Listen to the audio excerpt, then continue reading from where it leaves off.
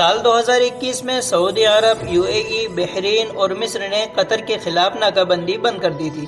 Saudi अरब और Iran के बीच भी इराक में कई चरणों की बातचीत हो चुकी है। यमन को लेकर भी सऊदी अरब का रुख बदल रहा है। तुर्की और यूएई भी आपसी मतभेद भुला चुके हैं और दोनों देशों के बीच कुछ विस्तरीय दौरा भी हुआ। सऊदी अरब से भी तुर्की ने आपसी मतभेद को किनारे रख दिया और राष्ट्रपति तैयब अर्दोगान ने अप्रैल में सऊदी अरब का दौरा किया। वहीं बीते सोमवार को सऊदी अरब ने घोषणा की कि वो तुर्की के केंद्रीय बैंक में $5 अरब जमा करेगा। भूकंप से तबाहज़द तुर्की के लिए सऊदी अरब ने अपना खजाना खोल दिया। ऐसे में सवाल उठता है कि जिन इस्लामिक देशों के बीच दुश्मनी रहती थी, क्या वो अब एकजुट होने की कोशिश कर रहे हैं? खाड़ी के देशों में भारत के राजदूत रहे तिलमीज़ अहमद कहते हैं कि अफगानिस्तान को लेकर भ्रम भरा गया है और इससे पश्चिम एशिया में अमेरिका को लेकर अविश्वास की खाई गहरी हुई है। खाड़ी के देशों को लग रहा है कि इस इलाके में अपनी डिप्लोमेसी खुद ही चलानी होगी। सऊदी अरब खुद इराक से बात कर रहा है, यूएई भी तुर्की जा रहा है। नया माहौल शुरू हुआ है। हालांकि जवाहरलाल नेहरू यूनिवर्सिटी में centre for west Asian studies के प्रोफेसर ए.के. पात्रा को ऐसा नहीं लगता है। वो कहते हैं कि तैयब अर्दोगान इस्लामिक दुनिया का नेता बनना चाहते हैं। दूसरी तरफ सऊदी अरब मक्का और मदीना के चलते इस्लामिक दुनिया के नेतृत्व पर अपना स्वाभाविक हक मानता है।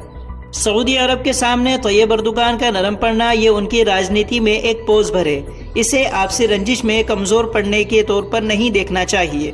इसके साथ ही महापात्रा कहते हैं कि पश्चिम एशिया मल्टीपोलर है, साउथ एशिया की तरह बाइपोलर नहीं है। वहाँ कतर अमीर है तो सऊदी अरब और यूएई भी अमीर है। तीनों देश अपनी अमीरी के दम पर ही अपने इलाके में प्रभाव बढ़ाते रहते हैं।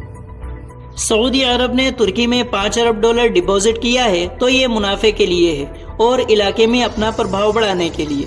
तुर्की को $5 अरब देने के फैसले के बाद सऊदी फंड फॉर डेवलपमेंट ने अपने बयान में कहा है कि ये मदद इस बात का सबूत है कि सऊदी अरब और तुर्की के बीच करीबी सहयोग और ऐतिहासिक संबंध है।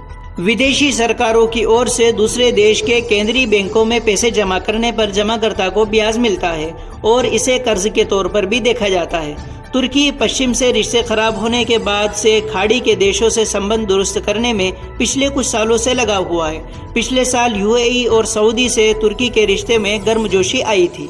पिछले साल जून में सऊदी अरब के क्राउन प्रिंस मोहम्मद बिन सलमान तुर्की गए थे। तैयब अर्दोगान से पहले की सरकारें पश्चिम परत मानी जाती थी और तुर्की मध्यम पूर्व में बहुत ही कम दिलचस्पी दिखाता था। अर्दोगान जब सत्ता में आए तो उन्होंने खाड़ी के देशों से संबंध पटरी पर लाने की कोशिश की।